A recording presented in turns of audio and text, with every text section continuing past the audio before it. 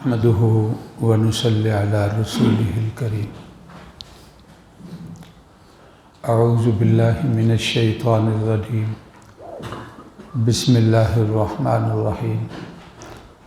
وجاءوا على قمیصه بدم کذب قال بل سولت لكم انفسكم امرا فصبر جمیل واللہ المستعان على ما تصفون. صدق اللہ العظیم. 12ویں پارے سے سورت مبارکہ شروع ہوتی ہے اور 13ویں پارے میں ختم ہوتی ہے. یہ 12 رکوع کی سورت مبارکہ ہے. اس کو سورت یوسف کہا جاتا ہے. سورت یونس پہلے گزری ہے، یہ سورت یوسف ہے. اس کے بعد سورت ابراہیم آئے گی. اللہ کے نبیوں اور پیغمبروں کے ناموں کے ساتھ یہ صورتیں ہیں. یہ سورت یوسف سے پہلے سورت ہود گزری ہے. اس میں گزشتہ قوموں کے احوال کو قرآن نے بیان فرمایا ہے. وَإِلَىٰ عَادٍ أَخَاهُمْ هُودًا وَإِلَىٰ ثَمُودَ أَخَاهُمْ صَالِحًا وَإِلَىٰ مَدْيَنَ أَخَاهُمْ شُعَيْبًا. اس طرح مختلف قوموں کا تذکرہ، ان کی تباہی اور بربادی کو قرآن نے بیان کیا ہے. رسول اللہ صلی اللہ علیہ وسلم کے داڑھی مبارک میں بال سفید ہو گئے تو پوچھا گیا کہ ہاں سورت ہود اور اس جیسی صورتوں نے جس کے اندر اللہ کا غضب، قہر اور قوموں پر عذاب کا تذکرہ ہے، مجھے بوڑھا کر دیا اور میرے بالوں کو سفید کر دیا ہے. سورت یوسف کے اندر حضرت یوسف علیہ السلام کا قرآن مجید نے بڑا تفصیل سے واقعہ بیان کیا ہے. اور شروع جب کیا تو کہا کہ نحن نقص علیک احسن القصص، ہم آپ کے سامنے ایک خوبصورت واقعہ بیان کرتے ہیں. وہ حضرت یوسف کا ہے علیہ الصلاۃ والتسلیمات. ان کا آگے واقعہ بیان کیا ہے. مجھے اس واقعہ کا صرف ایک پہلو، اس واقعہ کے اندر 3 جگہ پر حضرت یوسف علیہ السلام کے کرتے کا تذکر آتا ہے. ہر جگہ حکمت ہے. ایک جگہ بھائیوں نے حضرت یوسف علیہ الصلاۃ والتسلیمات کو ابا سے لے لیا کہ یہ ہمارے ساتھ جائیں گے، ہم شکار کھیلیں گے، یہ بھی ہمارے سامان کے پاس ہوں گے. پروگرام یہ تھا، طے یہ تھا کہ ان کو کسی ویران کنویں کے اندر جا کر پھینک دینا ہے. قال قائل منہم لا تقتلوا یوسف، انہوں نے کہا تھا اقتلوا یوسف، کہ یوسف کو قتل کر دیا جائے. ایک نے کہا تھا لا تقتلوا یوسف والقوہ فی غیابۃ الجب، دور کسی پرانے کنویں کے اندر ان کو بٹھا دو اور جا کر رکھ دو اور پھینک دو اور ان کو قتل نہ کرو. چنانچہ حضرت یوسف علیہ الصلاۃ والتسلیمات کو کنویں میں ڈال دیا. اور پھر قرآن کہتا ہے جب رات کی تاریکی ہوئی تو تاریکی کے اندر آئے. وَجَاءُوا أَبَاهُمْ عِشَاءً يَبْكُونَ، عشاء کے وقت روتے ہوئے ابا کے پاس آئے. قالوا یا ابانا انا ذهبنا نستبق وتركنا يوسف عند متاعنا فأكله الذئب وما أنت بمؤمن لنا ولو كانوا صادقين. سامان کے پاس بھائی کو بٹھایا تھا اور ہم کھیل کودنے میں لگ گئے، بھیڑیا آیا اور اٹھا کر لے گیا. آپ یقین نہیں کریں گے اگرچہ ہم سچے کیوں نہ ہوں. قرآن کہتا ہے دلیل کے طور پر انہوں نے کہا وَجَاءُوا عَلَىٰ قَمِيصِهِ بِدَمٍ كَذِبٍ، خون لگایا، جھوٹا خون، یعنی کوئی رنگ لگا لیا جو خون کی مانند تھا. ہو سکتا ہے کسی جانور کا خون بہایا ہو اور اس کو لگا لیا ہو. بِدَمٍ كَذِبٍ، جھوٹا. حضرت یعقوب نے دیکھا تو کہا قَالَ بَلْ سَوَّلَتْ لَكُمْ أَنفُسُكُمْ أَمْرًا، یہ تمہارے جی نے بنایا ہے، میں اب کیا کر سکتا ہوں. فَصَبْرٌ جَمِيلٌ، میرے لیے بہتر صبر یہی ہے. وَاللَّهُ الْمُسْتَعَانُ عَلَىٰ مَا تَصِفُونَ، جو تم کہتے ہو میں اپنے اللہ کی مدد چاہتا ہوں. بعض دفعہ اب بڑے کو پتہ ہے کہ اس نے ماننا نہیں ہے، وہ حکمت کے تحت خاموش ہو جاتا ہے کہ اب میں اس کے ساتھ کیا تکرار کروں اور کیا بحث کروں اور ان کو سمجھانے کی کوشش کروں. وہ کیسا بھیڑیا تھا جس نے حضرت یوسف کو کھا لیا اور کرتا اتار دیا بالکل صحیح سلامت. نہ وہ پھٹا ہے اور نہ اس کے اندر کوئی پیوند ہے، اور اسی طرح کرتے کو اتار کر اور حضرت یوسف کو وہ کھا گیا۔ کتنا سمجھدار وہ بھیڑیا تھا۔ بہرحال یہ سلسلہ چلا تو حضرت یوسف کی قمیص کا ایک یہاں پر تذکرہ ہے۔ مصر کے اندر آپ پہنچ گئے، قافلہ آیا اور خریدا اور آپ کو لے کر مصر میں چلے گئے۔ مصر کا جو عزیز تھا، بڑا تھا، اس کے گھر کے اندر تھے آپ۔ اللہ نے آپ کو جو حسن اور آپ کو خوبصورتی کے ساتھ نوازا تھا، یہ ضرب المثل ہے۔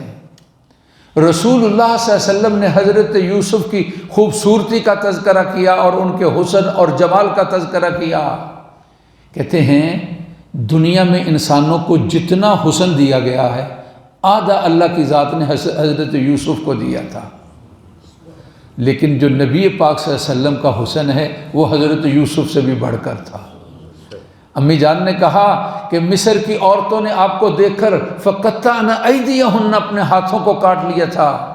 وَقُلْنَا حَاشَ لِلَّهِ مَا هَذَا بَشَرًا، اور کہا اگر اس زمانے کی عورتیں اگر میرے سر کے تاج محمد الرسول اللہ صلی اللہ علیہ وسلم کو دیکھ لیتی تو اپنے جگر کو، اپنے دل کو کاٹ لیتی۔ اللہ کی ذات نے جو آپ کو حسن کے ساتھ نوازا ہے۔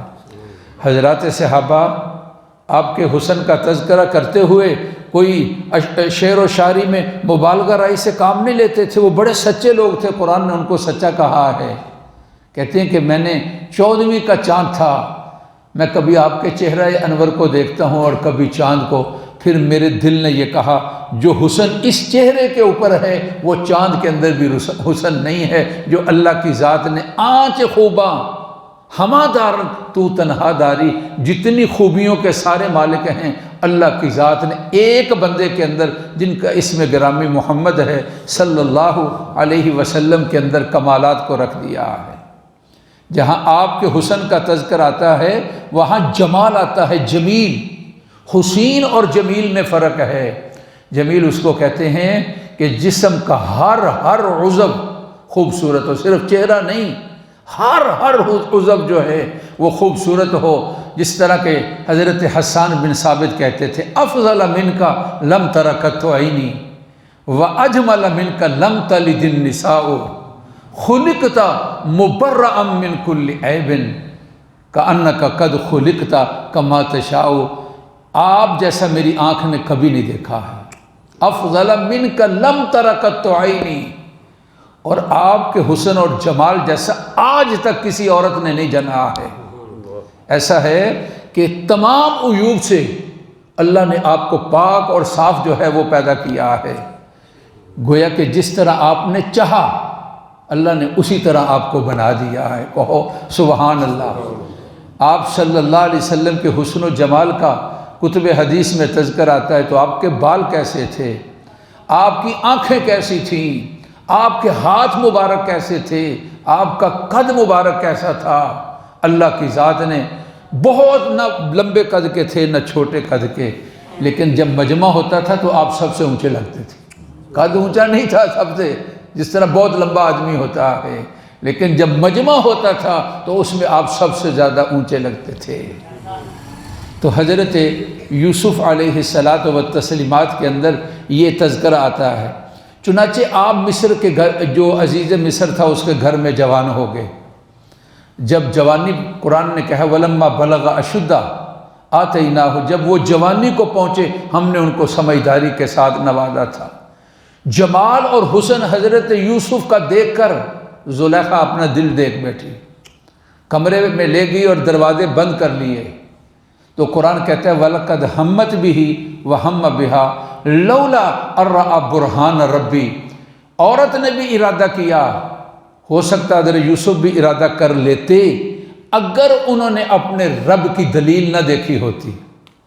کہتے ہیں کہ ایک روایت یہ ہے کہ جس وقت وہ کمرے بند تھے تو حضرت یوسف علیہ السلام کے سامنے ابا کی تصویر آ گئی، حضرت یعقوب کی شکل آ گئی، اور وہ اس طرح روک رہے ہیں اور منع کر رہے ہیں۔ اور ایک روایت میں یہ ہے کہ وہاں یہ آیت لکھی ہوئی وَلَا تَقْرَبُوا الزِّنَا إِنَّهُ كَانَ فَاحِشَةً وَسَاءَ سَبِيلًا، زنا کے قریب نہ جانا، یہ بے حیائی ہے اور یہ برا راستہ اور طریقہ ہے۔ آپ نے قرآن کہتا ہے وَاسْتَبَقَ الْبَابَ، دوڑ لگا دی دروازے کی طرف۔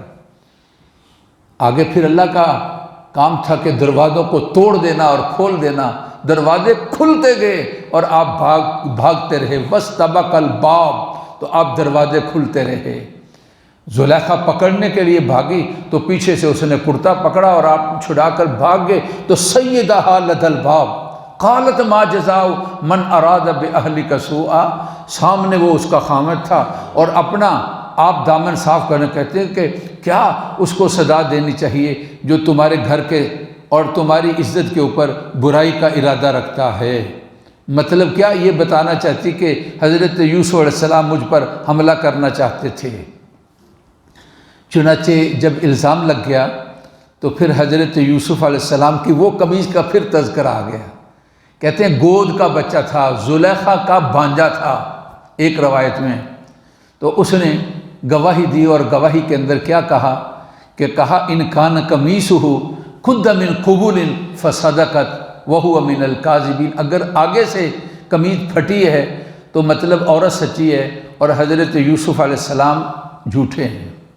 وَإِنْ كَانَ قَمِيصُهُ قُدَّ مِنْ دُبُرٍ، پیچھے سے پھٹی ہوئی ہے، قمیض کا تذکر آ رہا ہے نا، تو کہا کہ یوسف سچے ہیں اور زلیخا جھوٹی ہے۔ فَلَمَّا رَأَى قَمِيصَهُ قُدَّ مِنْ دُبُرٍ، قمیض دیکھی گئی تو پیچھے سے پھٹی ہوئی تھی۔ قَالَ كَيْدِكُنَّ إِنَّ كَيْدَكُنَّ عَظِيمٌ، اس نے کہا یہ تمہارا ہی یہ مکر و فریب ہے اور تمہارے مکر و فریب بہت بڑے ہیں۔ چنانچہ یہ قمیض کا آپ کی صفائی کے اندر ایک جگہ قمیض کا تذکرہ آ گیا، آپ کا جو خون بہا اور قتل کیا گیا اس کے اندر جھوٹی قمیض اور اس کے اوپر رنگ لگا کر اور جھوٹا خون لگا کر پیش کیا، اور ایک جگہ قمیض بطور آپ کی عزت آبرو کی گواہی کے لیے قمیض کو پیش کیا گیا اور کہا کہ یہ قمیض جو ہے اس کو دیکھ لو کہ یہ کہاں سے پھٹی ہوئی ہے۔ اب تیسری جب یہ واقعہ ختم ہوتا ہے نا حضرت یوسف علیہ السلام کا، مصر میں چلے گئے، اللہ نے پھر جیل میں چلے گئے، پھر کئی سال کے بعد جیل سے نکلے، پھر اللہ نے مصر کے اندر بادشاہی دے دی، اختیارات دے دیے، پھر آپ کے بھائی آئے، پھر بھائی آئے، پھر بھائی آئے، 3 دفعہ آپ کے بھائی آئے، اور پھر حضرت یوسف کے ساتھ جب بالکل تعارف مکمل ہو گیا کہ انہوں نے کہا کہ جانتے ہو کہ ما فعلتم بیوسف و اخی، یوسف اور اس کے بھائی کے ساتھ کیا کیا تھا؟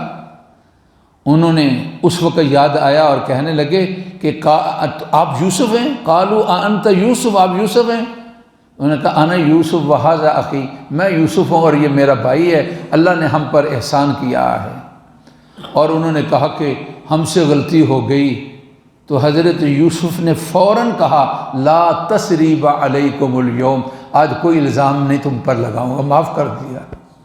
اور پھر یہ کہا ابا جو ہے رو رو کر آنکھوں کی بینائی، پانی ختم ہوا اور بینائی ختم ہو گئی، اور حضرت یوسف نے کہا اذهبوا بقمیصی ھذا فالقوه علی وجہ ابی یاتی بصیرا، یہ میری قمیض لے جاؤ اور میرے ابا کے چہرے کے ساتھ لگانا اور اس کی خوشبو سے میرے ابا کی بینائی واپس آ جائے گی۔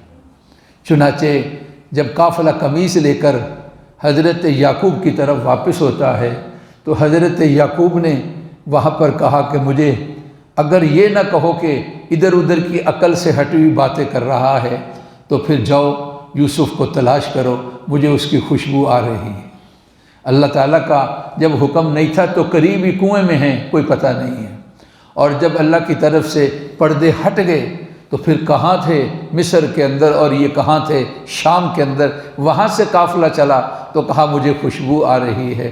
اس طرح قمیص کا 3 جگہ پر تذکرہ ہے، ایک جگہ پر آپ کے خون کے ساتھ، ایک جگہ پر بطور گواہی کے، ایک جگہ پر ابا کی بینائی کی واپسی کا ذریعہ بنا ہے۔ بڑی پیاری صورت ہے، اس کے اندر بڑے سارے واقعات ہیں۔ اللہ تبارک و تعالی حضرت یوسف علیہ الصلاۃ والتسلیمات کا واقعہ ہم نے پڑھا جو قرآن نے بیان کیا ہے، اس کی برکت سے بیماروں کو صحت دے دے، پریشانیاں دور کر دے۔ خلاصہ بھلا کیا نکلتا ہے؟ حضرت یوسف کے واقعہ سے اپنے بھی حسد کر لیتے ہیں۔ آپ نے خواب دیکھی تھی اور مجھے 11 ستارے سجدہ کر رہے ہیں، تو ابا نے کہا تھا چاند اور سورج بھی، ابا نے کہا لا تقصص رؤیاک علی اخوتک، کہ بھائیوں کو خواب کا تذکرہ نہیں کرنا ہے، کہیں ایسا نہ ہو وہ تیرے بارے میں سکے بھائی ہیں، باپ ان کا ایک ہے لیکن تدبیر کر دی تو پتہ چلا حسد کبھی قریبی بھی کر لیتے ہیں۔ دوسرا اس کے اندر بھلا کیا صبر ملتا ہے؟ دوسرا سبق یہ ہے کہ پاک اور صاف لوگ کبھی ان پر بھی الزام لگ جاتے ہیں۔ دنیا میں جن پر الزام لگیں یہ ضروری نہیں ہے کہ وہ سارے کے ساتھ مجرم اور ملزم ہوں، بلکہ کبھی پاک اور صاف لوگ ان پر بھی الزام لگ جاتا ہے، جس طرح کہ حضرت یوسف علیہ السلام کے واقعہ کے اندر تھا۔ اللہ قرآن کی سمجھ نصیب فرمائے۔ الحمدللہ رب العالمین، اللہم صلی علی سیدنا و مولانا محمد وعلی آل سیدنا و مولانا محمد وبارک وسلم۔ اللہ ہماری محفل کو قبول فرما، اللہ ہمارے گناہوں کو معاف فرما، اللہ ہمارے مریضوں کو صحت نصیب فرما، اللہ بارشوں کے نقصانات سے بچانا، اس کے فوائد نصیب فرمانا، اللہ ہر طرح خیریت فرمائی۔ جتنے بیمار ہیں، جتنے بھی اللہ پریشان حال ہیں، جتنے بھی تکلیف اور مصیبت کے اندر ہیں، صحت دیجیے، خوشحالی دیجیے، اللہ فراخی دیجیے اور پریشانیوں کو دور کر دیجیے۔ مائیں بہنیں اور بیٹیاں، اللہ ان کو بچوں کی خوشیاں نصیب فرما، ان کو ہر تکلیف سے محفوظ فرما۔ مسجد میں آنا اور قرآن مجید کا سننا اور دینی محافل میں جڑنا اللہ ان کے لیے اور ان کی بچوں کے لیے بہترین رہنمائی کا ذریعہ بنا اور خوشیوں کا باعث بنا۔ والدین بہن بھائی جو فوت ہوئے مغفرت فرما۔ وصلی اللہ تعالی علی سیدنا و مولانا محمد و آلہ و اصحابہ اجمعین برحمتک یا ارحم۔